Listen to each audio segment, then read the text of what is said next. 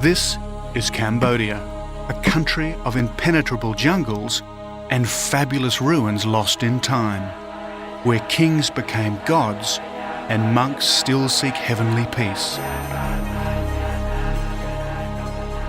And now this mysterious land has begun to open up, to reveal the dark beauty that has lured adventurers here for centuries.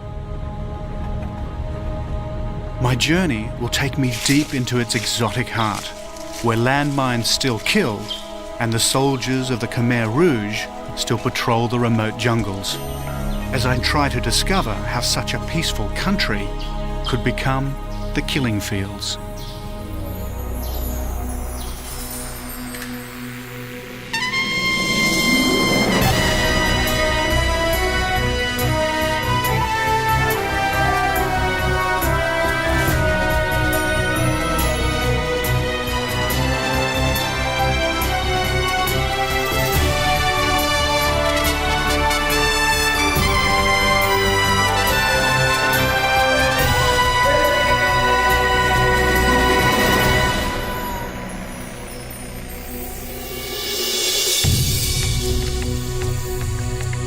Hello, my name is David Adams, and this is the deep jungle of the Cardamom Mountains in southern Cambodia. And for more than 30 years, this wilderness has been cut off from the outside world. And for much of that time, it's been a Khmer Rouge stronghold. This primeval rainforest is one of Southeast Asia's last wilderness areas, which until recently you entered at your own risk. These impenetrable forests were once a refuge for guerrilla fighters, but they were also a refuge for an incredible array of unique wildlife. My journey starts on the Thai border. From there, I head across Tonle Sap, Cambodia's Great Lake, then north into the wilderness before heading down the mighty Mekong to the capital, Phnom Penh, and then finally onto the jungles of the Cardamoms. For 30 years, Cambodia's history has been one of suffering, as it was bombed, blasted and brutalized by war, France, the United States and Vietnam all playing their part. But its greatest misery came from within.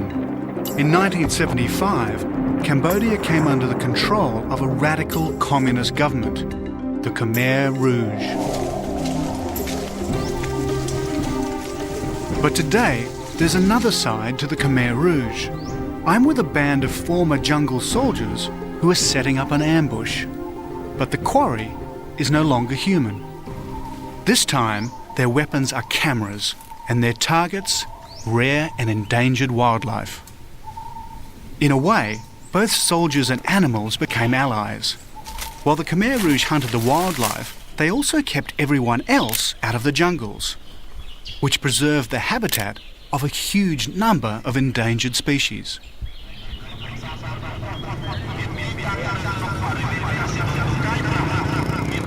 This dusty and polluted town on the Thai-Cambodia border is called Poi Phet.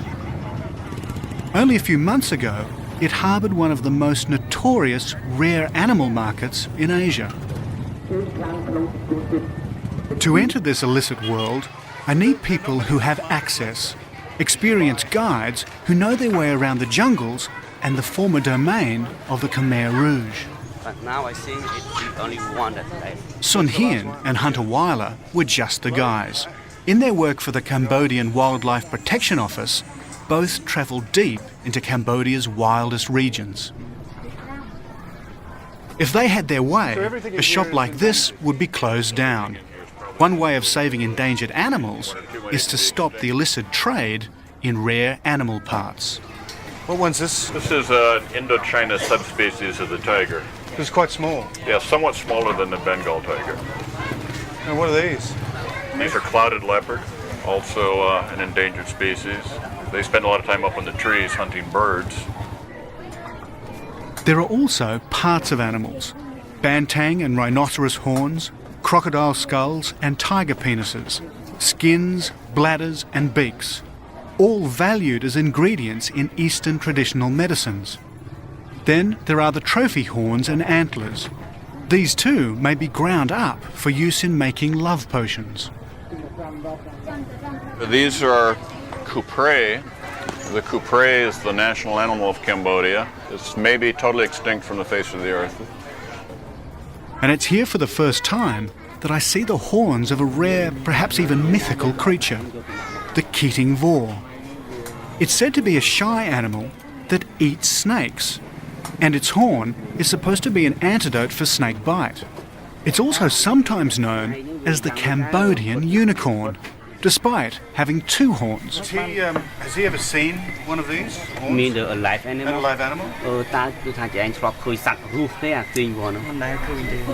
Never seen a live animal. Mythology tells us that the unicorn came from the east. Like the Keating Vor, its horn was supposed to be a cure for poison. And with such a demand for traditional medicine, it's no surprise to learn that counterfeiters have moved in. And are these real ones? About 90% of people say it's Keating Vor. What do you think, Hunter? Well, I don't know. I'm skeptical about this one. Of all the Keating Vor horns that scientists have examined, most of them turn out to be fakes. There is a very large counterfeit market because of the scarcity of the animal and its high monetary value. So what price would he sell these for? The most expensive horn that he sells is like $200 per horn. Per horn? So, yeah. $200 for this? Yes. For a subsistence farmer, that's more than a year's wages. I can't help wondering if there's a mythical scam happening here. Yeah, I have a friend here and he's trying to draw a Keating Vor. In an effort to convince me, Sun Hien takes me to meet an artist friend who can give me some idea of what this Cambodian unicorn looks like. On the wall, I see a poster of rare and endangered animals. Amongst them, a Keating Vor. Let's just call it a two-horned unicorn so we know where we are. This is one of his references. The other is a set of horns, but knowing how many fake horns there are, maybe he also needs a little imagination.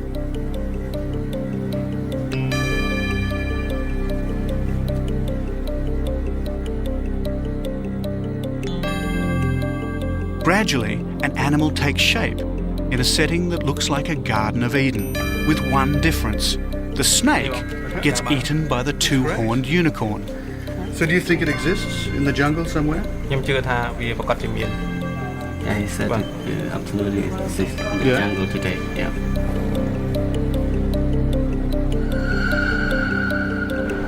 Both Sun Hien and Hunter are driven by a passion to protect endangered animals. For me, the chance of photographing a mythical creature, however remote, is reason enough to join their expedition. I mean, it's almost a legend about this animal. A unicorn is a mythical beast with a very strange and distinct horn that lives in the hearts and minds of some ancient peoples. It's maybe like Cambodia's unicorn, only in this case, this unicorn may actually exist. I think so. But they've never brought any body or skins or anything like that. So it's very hard to believe in some ways. Yeah, but we didn't know. We're not sure about that yet. Because the animal... One thing we do know, though, our next stop was once the greatest city on the planet, an earthly paradise that lay lost in the jungle for 500 years.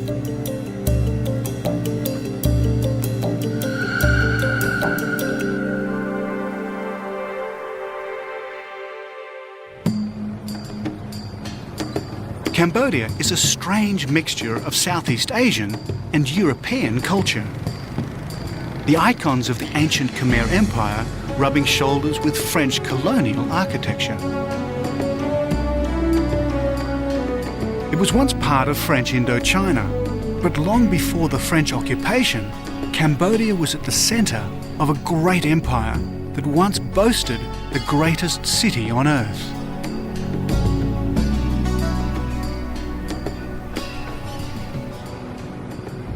We're in the town of Battambang to pick up a boat to take us to the ruined city of Angkor.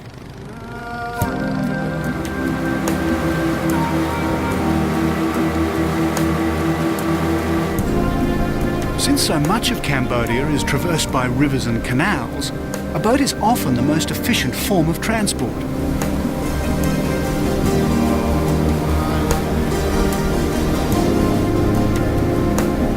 It's here you see another side to Cambodia, mile after mile of river communities. All along the banks are houseboats and floating villages, mostly subsistence fishermen.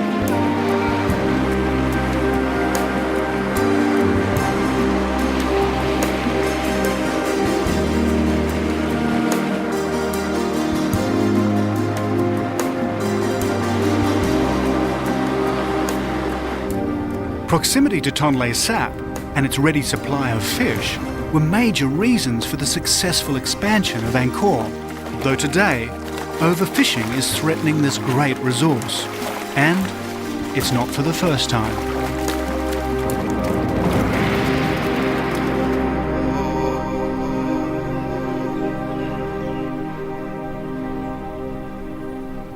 When these amazing ruins were first rescued from the jungle, the world marvelled at the lost capital of an ancient empire. From here, between the 9th and the 13th centuries, the Khmer emperors ruled virtually all of Southeast Asia. This is what the tourists see, the great Angkor Wat temple.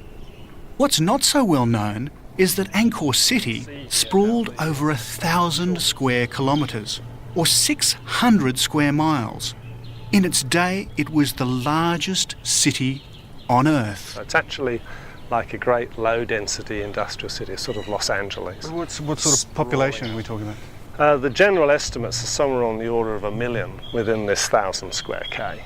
Meet Professor Roland Fletcher, an Australian archaeologist who has spent years studying large cities of the ancient world. And how does that compare to, say, Paris or London at the same time? Paris or London at that period were a couple of 100,000 or less. So they're very small places. Very Wow. small indeed. So how far does it actually go? Beyond the tree line there? I know, it extends to the hills on the northern horizon. Literally the horizon. All the way around? All the way around. It's absolutely immense. Over there, that's... I'm just where the getting used to old this capital is, ancient Harry sprawl Hara. when Professor Fletcher produces a radar map taken from the This is a space shuttle. radar image taken Radar from penetrates the jungle, 25 kilometres revealing a vast network of ruined roads, suburbs and canals. The colours turning hidden ruins into a skeletal record of civilization. That's the West Barai, which is 8 kilometres. That's the big reservoir out here. That's the one over there. Right. And the bit I'm really interested in is this huge road that runs up for 25 kilometres up to the Kalen Hills, which is up to that high point on the hills. And the point of all this? Well, something went wrong. Even though it was the capital of a mighty empire situated in a green and fertile land, it died. Professor Fletcher thinks he knows why. Well, the reason I'm interested in it is because it's the largest pre-industrial, low-density city. And there are a lot of problems about why those low-density cities die. Because this is the biggest example, this is the key test. And at the moment, our suspicion is that it's an ecological problem. It's to do with excessive land clearance under all these trees, and in fact off beyond the horizon there are Angkorian period fields under the forests. So this whole area would have actually been just paddy field plains? Right, with trees where the houses are along the streets, like you see in modern villages. Part of this history here may be being rerun, and that's what we want to assess. They felled the trees, overfished the lake, and eventually ran out of food, population, and purpose. Professor Fletcher believes this architectural time capsule sends out a warning to the world. It was the Los Angeles, the Mexico City, or the London of its day, and it died. Yet ecologically, the same mistakes he believes brought about its demise are being repeated again, right now.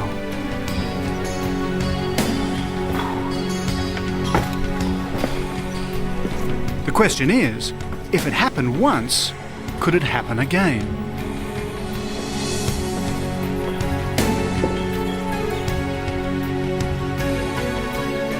But far more recently, Cambodia experienced an even greater cataclysm. We're about to enter the last bastion of the Khmer Rouge and the final resting place of one of the world's bloodiest killers.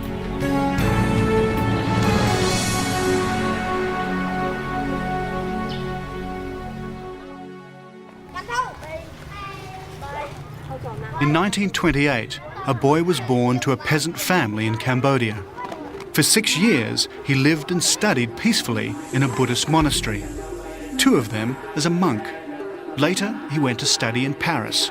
His name was Solat Sa, but he was better known to the world as Pol Pot, and he became a killer. How such a peaceful country could end up with such a brutal killer as its leader has always been a source of amazement to me.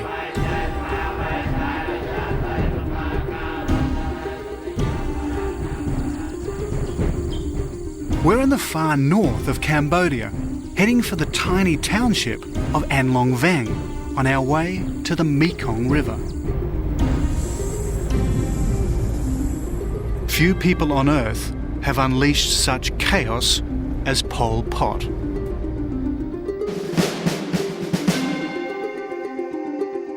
In 1975, he sent the Khmer Rouge into Phnom Penh to empty it. It was part of an experiment to set up an ideal peasant state. They marched the population into the fields to work and cut Cambodia off from the world. They began again with Year Zero.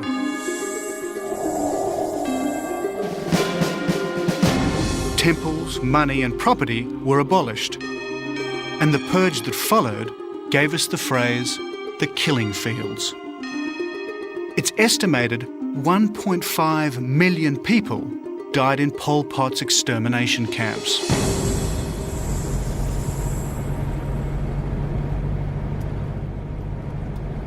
As we get closer, I feel a sense of apprehension. Already there are signs of war. A lot of people died on this road. Basically, everyone who lives here is an ex-Khmer Rouge soldier or a member of their families. And this area was the last stronghold of the Khmer Rouge movement. This is where Pol Pot had his headquarters, and this was the last Khmer Rouge bastion to fall in all of Cambodia. Are we going to get through okay, or is it difficulties with the government troops? I think now it's okay. We just talk with the soldier here. បងខ្ញុំមកថ្ងៃមុនម្ដងណាបងខ្ញុំមកថ្ងៃមុនម្ដងក្រុមតែថាមកចង់ថតបាទ At a checkpoint, we offer a small gift. It's not a bribe, it's a courtesy, and it can mean a lot to a man who only earns $20 a month. Well, this is the first checkpoint into what was and probably still is the heartland of the Khmer Rouge. And up here on this mountain is where Pol Pot died. Now, whether he was murdered or whether he died of old age is still open to conjecture, but his body and the remains of it are still up here. And very few people still have been allowed in here, and even though it's now part of government territory, it's still very much Khmer Rouge.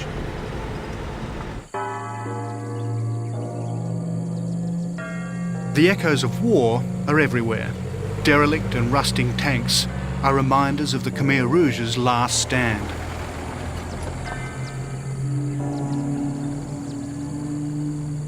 And then another checkpoint. It's the entrance to Pol Pot's headquarters. More soldiers to negotiate with. And again, there are signs of fighting. These statues are revolutionaries, and they've all had their heads blown off. Hello? Hi. Pretty good? We approach the soldiers cautiously. Even though they wear the insignia of the modern Cambodian army, these men were Khmer Rouge guards in Pol Pot's day. Yeah, he says he's a ex-Khmer soldier. Did he like Pol Pot? Did he think he was a hero? មកចូលចិត្តលោក Pol Pot អត់ធ្វើការជាមួយគាត់ទេណា ខ្ញុំថាទាំងអស់ហ្នឹងខ្ញុំខាងណាក៏ខ្ញុំត្រូវដែរ He said anybody is like Everybody liked him. Yeah. Why did so many people like him? ជុំមិនបានអ្នកខ្លះចូលចិត្តគាត់ ណា មិនបានអ្នកខ្លះ ដោយសារគាត់ចាំខំមកនោះ He said it's forcing. They forced? Yeah. They forced him to like him? Yeah. So most people didn't want to like him? Yeah. Ah. It's all a little unclear what he believed or believes. The days of the Khmer Rouge are not long gone. Just in case there's trouble ahead, Sun Hien arranges for one of the soldiers to come with us to ease our passage. The road gets worse. So after the deaths of 1.5 million people, how could someone still like Pol Pot? You think a lot of people actually liked Pol Pot because he was such a fierce That's what I heard dictator? from. Yeah, that's what I heard from other people individually. You know, they still respect Pol Pot. Despite him killing all those people and they're even some of their own relatives, they still respect him. That's incredible.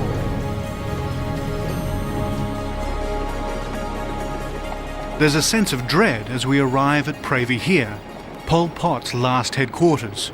This was where he died.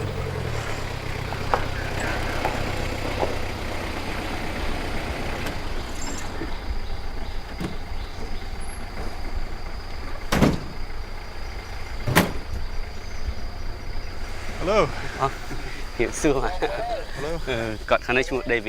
The greeting, though, is friendly. This is a real government soldier, not a former Khmer Rouge. Border sensitivities have changed, and today it's the government in charge. I understand that Pol Pot's last days were spent here and that he died here and his body was burnt. Is that correct? He said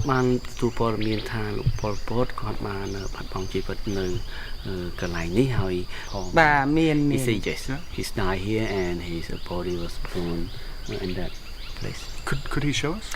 There's not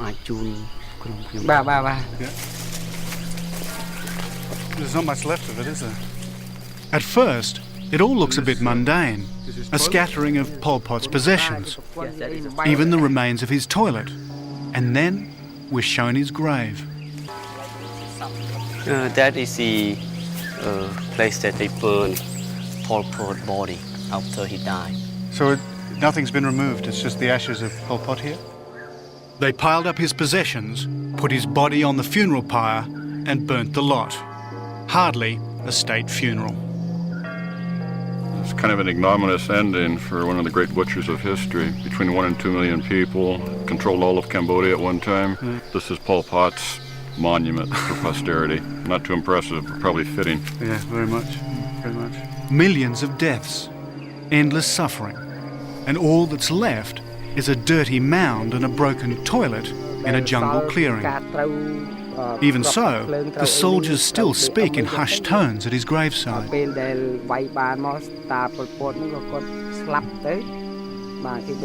memory of Pol Pot and the killing fields still has a profound effect on the Cambodian people. As they pick over what remains of his funeral pyre, I notice incense sticks, Buddhist offerings on the grave of a communist who despised religion.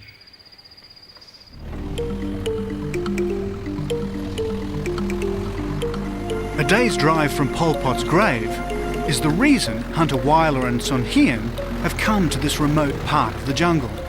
They're meeting up with some former Khmer Rouge soldiers who've become professional wildlife trackers. And they're on the trail of the Keating Vor, Cambodia's semi-legendary two-horned unicorn.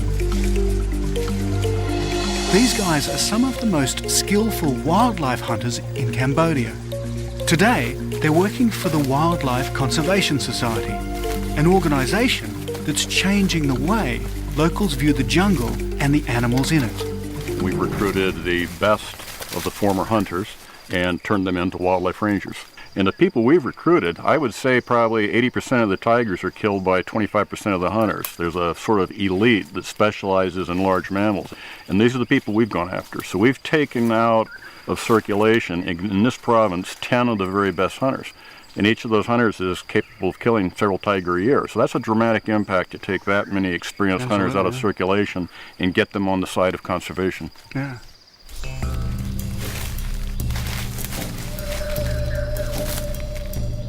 So here, the stories come together.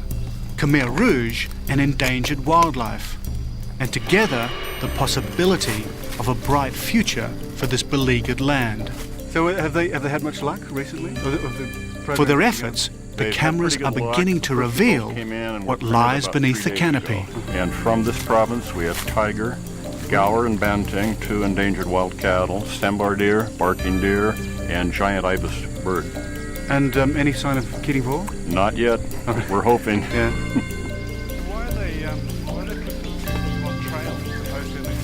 As we walk back, we stick strictly to the path. Thanks to the Khmer Rouge, Cambodia is one of the most heavily landmined countries on Earth. 6 million of them are still scattered across the country. One false step and you can lose your leg, or worse. Every day somewhere in Cambodia, a landmine explodes under someone. Every single person who lives in this village has either stood on a mine or is related to a victim. They're all here because of this remarkable man, Bud Gibbons. He's a Vietnam vet who decided to return to Indochina to try and help those maimed by landmines.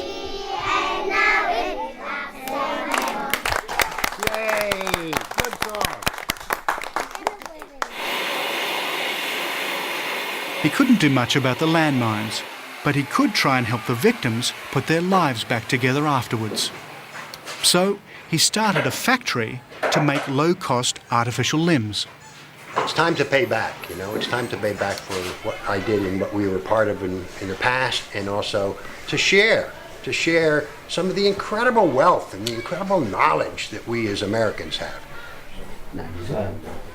Everyone working here is missing a limb or has been severely maimed.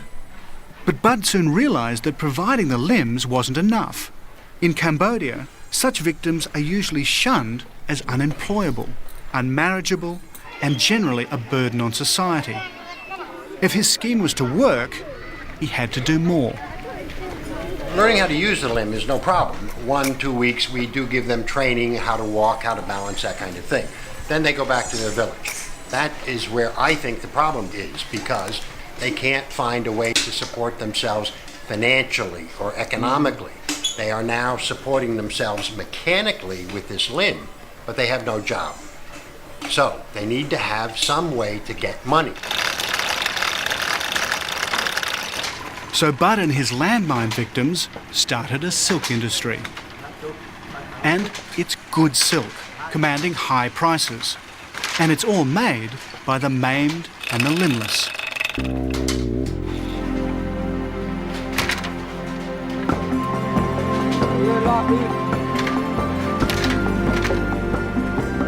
They grow their own mulberries to feed to their own silkworms. Then they spin it, dye it, weave it, and market it to the world on the internet. What it's done is give them back their self-respect. With the money they earned, they bought land and they've built homes.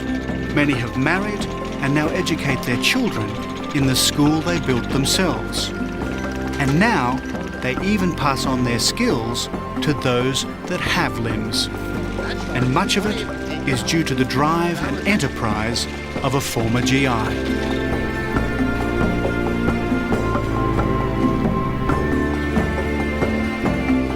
In such an impoverished society, it's amazing what hope and support can achieve, especially when they've been dealt such a cruel blow by war. I leave the village feeling both uplifted and humbled, but we must move on. The Mekong River is home to pirates. Since the end of the war, attacks on boats have increased steadily. Tomorrow, we run the gauntlet of these modern-day buccaneers on one of the most dangerous sections of the river.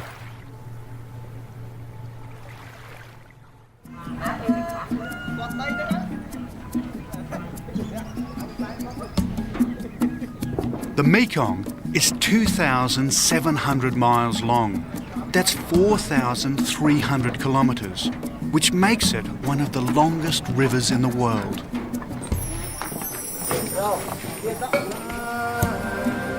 From here, it's a 200-mile journey to Phnom Penh, a journey the government advises all Westerners against because of banditry and piracy.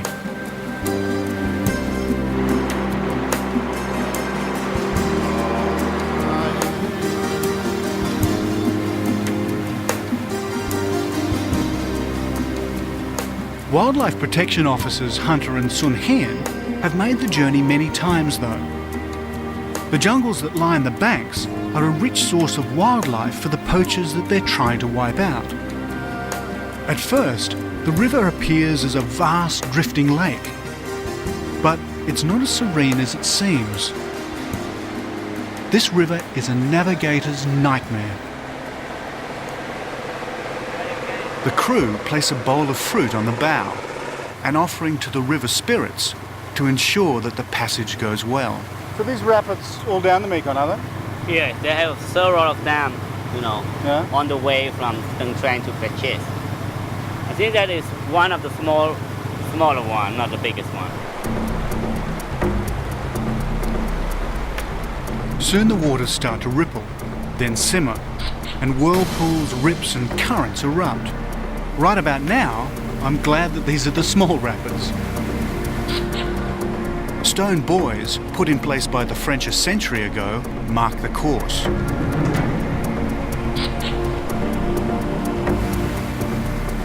The helmsman must apply just the right amount of power on the rudder, or the boat will be ripped apart by the rocks below. For a moment, even the captain casts a concerned eye, but just for a moment. He has total faith in his helmsman, his son, and I guess so should I.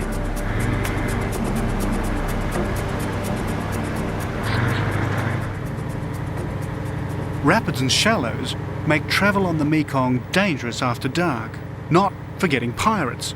So we look for somewhere to rest up for the night.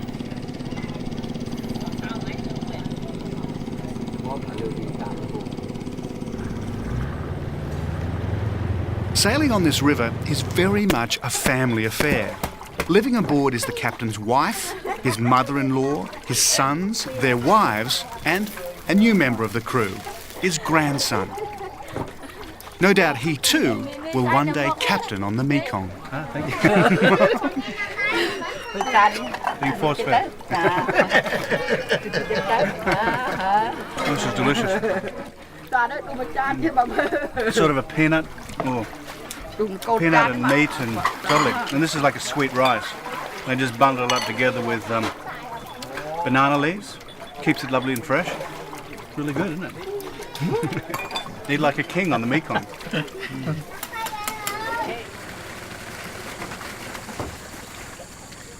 Mekong river water isn't quite the purest on earth, but after a hot day, it's got to be the most refreshing.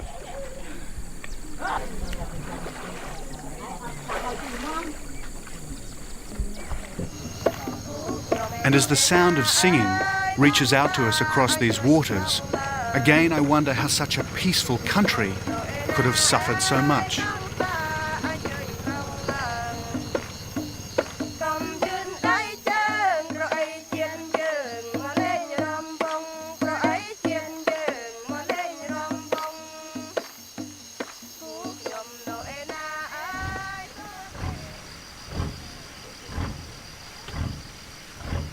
As day breaks, fishermen are returning from a night's work, and the river glows rich and golden as we slip our moorings and prepare to continue our voyage. And for me, no chance of a sleep-in. The revving engine soon sees to that.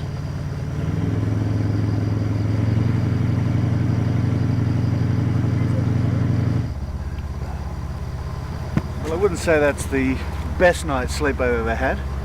A lot of mozzies and really sticky.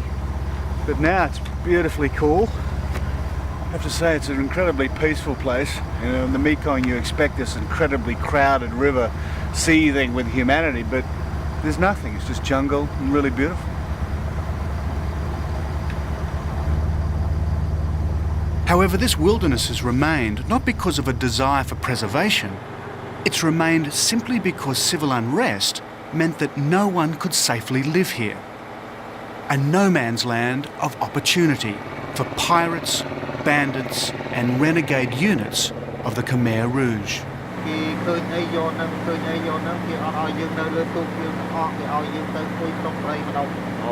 He said when they stop the boat, they shot the gun, and then when we get in, they get all the people up to the jungle, and then those people come into the boat and they check and see everyone, everything they want, they took away. He tells me that a few shots over the bow from the jungle would announce the attackers. It happened so often that once he had to cover his boat with armour plating. Our conversation ends as we approach river shallows. They check the depths, but again, no one's really that concerned. They've all been this way many times before. But then the wilderness disappears, and on the banks, another brand of piracy. Illegal loggers, felling the great forests in a desperate attempt to earn dollars in a cash-strapped country. But spending the inheritance is what happens when order breaks down and a country is pulled apart by war, greed and opportunism.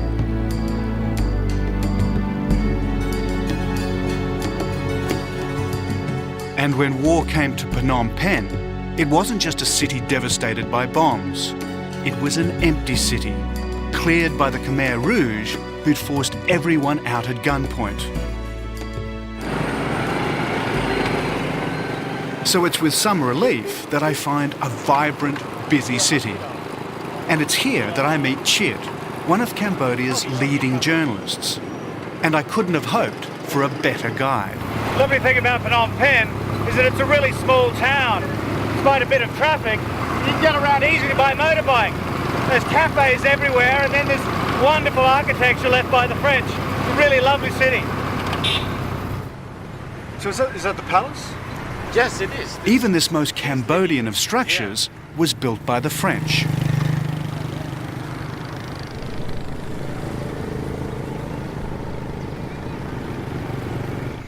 So what happened next? Well, Hunter is a relatively recent arrival in newly peaceful Phnom Penh. Over lunch at his house, I learn about Chiet's Khmer Rouge past. I married during the Khmer Rouge time. I got married, yeah. Khmer Rouge forced me to marry.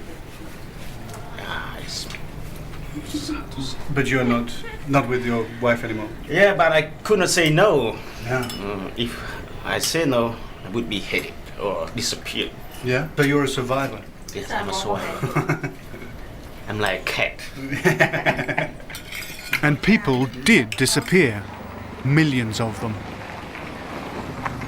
To bring me face to face with the demons of Cambodia's past, Chiet takes me to Tol Sleng, now known as the Museum of Genocide. Tol Sleng was once a high school, but the Khmer Rouge turned it into a torture chamber. Here they interrogated anyone who they considered to be an enemy of the state, which seemed to be just about everyone. How many people were killed here? How many people died? It's more than 20,000 people. 20,000? Or die in this prison. And they just brought them in and tortured them? Torture and then send them to Chiang Ai and kill them. Which were the killing fields? Yeah, a million people got killed over there. The quiet is unsettling as we step further into this dreadful place. Morbid fascination is overtaken by horror. This wasn't just a place where people died, it was a place where they died horribly.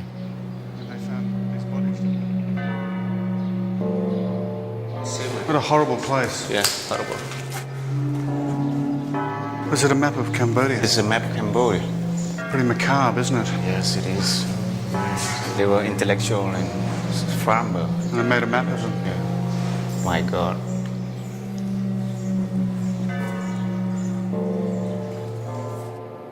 The tragedy can be seen in their faces, victims and victors side by side. Those of the Khmer Rouge, defiant and arrogant. Those of the victims, simply defeated.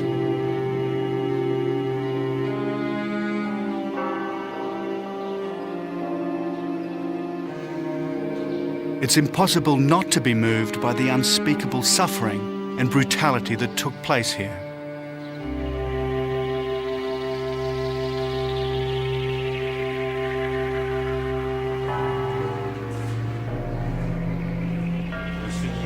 As we walk, I wonder how any ideology or hatred could ever justify such evil.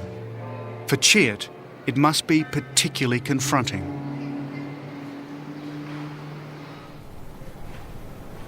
You know, I feel sad and remind in the past day when I see this picture. Yeah? It's just unbelievable. Yeah. So it remind me the day in the past about the Khmer life, starving, fearing. What do you think about that? I've just never seen anything like it. The Holocaust in Germany must be similar. But Similar, yeah. I haven't seen that, so I've never seen anything like it. And you managed to live through this. Yeah. Try to, to live in this, through this regime. I think you're lucky to be alive. Let's go God help me. Yeah. Let's go and get a drink. Okay.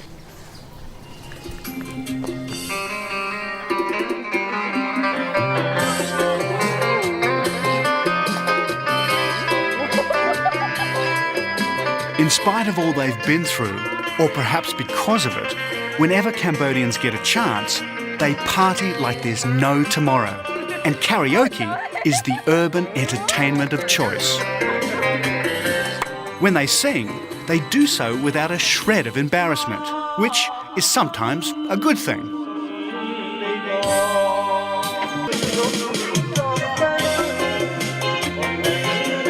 And sometimes not, particularly when it's my turn.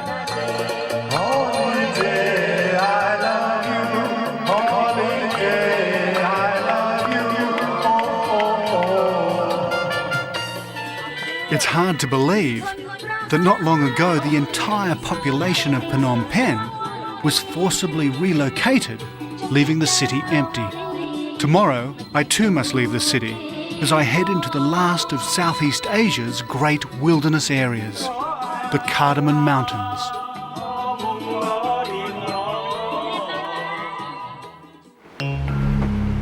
Southeast Asia's monsoons were heavy this year in Cambodia's Cardamom Mountains, and few of the roads survived. So we resort to a hangover from the communist days, a Russian-built six-wheel drive. And it's like riding an angry elephant. These bridges washed out every year? Yes, every year. So they have to rebuild them each time? Yeah. That's the worst road I've ever been on, I think. My travelling companions from the Wildlife Protection Office, Hunter Weiler and Sun Hin, have invited local journalist Chiat to join us so he can witness firsthand what's happening in the Cardamoms. Once more, we're heading into the Khmer Rouge's former territory. It wasn't far from here that Chiat was stationed when he was a Khmer Rouge soldier. Nearly everyone who lives here was once in the Khmer Rouge. This was where their rule lasted longest. It is the remotest and wildest corner of Southeast Asia.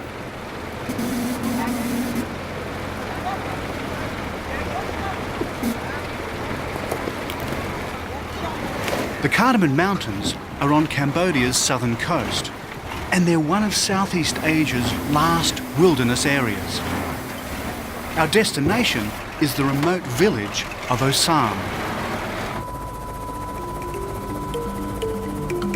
The Cardamoms are covered with thick tropical rainforest, which is full of wildlife. This is what Cambodia would have looked like before land clearance and mass exploitation of forests. Ironically, if the country had remained under the Khmer Rouge, the loggers would have been kept at bay.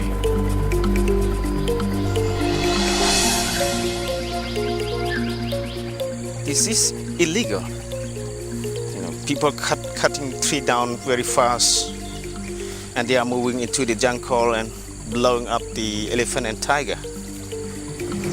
So I'm afraid it will be, all the tree and animal will be gone in the next 3 years or 2 years if the 2 or government 3 years. yeah, if the government do not have any action to stop this kind of activity. And it's not just loggers. In the last couple of years, some 5,000 refugees have moved in. They want land, so they slash and burn the jungle.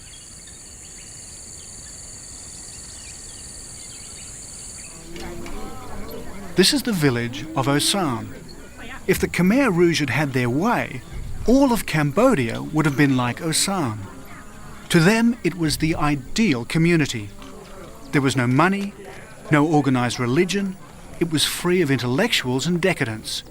To the Khmer Rouge, this was a peasant, communist utopia.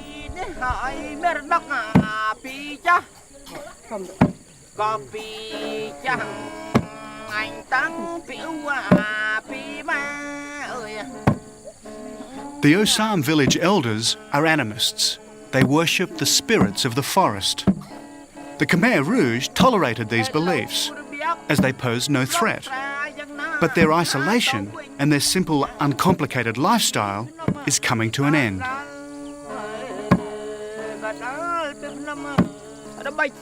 The Cardamons are about to be caught in a pincer movement. On one side, the forces of exploitation, as the loggers denude the forests. On the other side, the forces of ignorance, as the refugees slash and burn.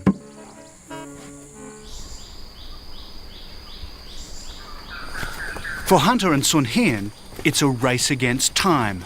They must find out what animals live in these jungles. Otherwise, they can't mount an argument for their preservation. For them, the camera traps are the key, providing hard evidence that this wilderness should be preserved. Thankfully, they're already finding a treasure trove of rare animals. Our cameras snap Southeast Asian wild cattle, samba deer, clouded leopards, and a rare Indochina tiger. But alas, no two-horned unicorn, the elusive Keating Vor. Though, if it exists anywhere, it'll be here in the Cardamom Mountains. Even skilled hunters who spend years in the forest only encounter one of these animals maybe once every 5, 7, 10 years. It's usually once or twice in a lifetime encounter from what we've been able to learn. Tussaret himself has never seen one, and he's spent over 15 years in the forest, 12 years as a Khmer Rouge guerrilla, as a hunter for the guerrilla, supplying meat. So he's one of the most skilled hunters from Cambodia, and he, in the Cardamoms, 12 years in the forest, he's never seen a Keating Vor. So I guess if the Keating Vor is here or not, it's academic, because this forest actually might not be here in 5 years' time. That's why we're all working so hard to establish a new protected forest in this area exempt from logging to preserve the species we know about and probably other unknown species. Maybe not as big and glamorous as the Keating Vor, but surveys from the last year have turned up new species of snakes, butterflies, moths. This is a biodiversity treasure house, and we do need to inventory it thoroughly. We need to preserve what we have.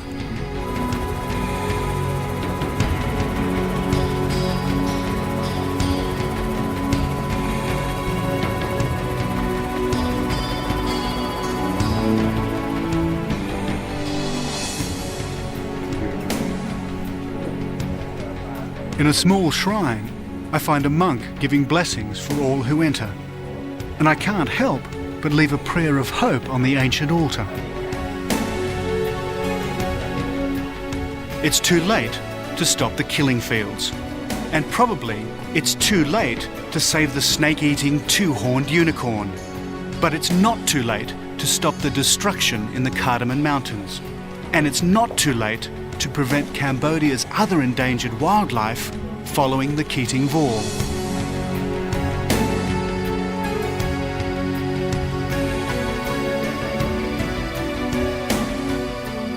It's also not too late to consider the lessons of ancient Angkor, though next time there may not be any trees left to take their revenge here at the ends of the earth.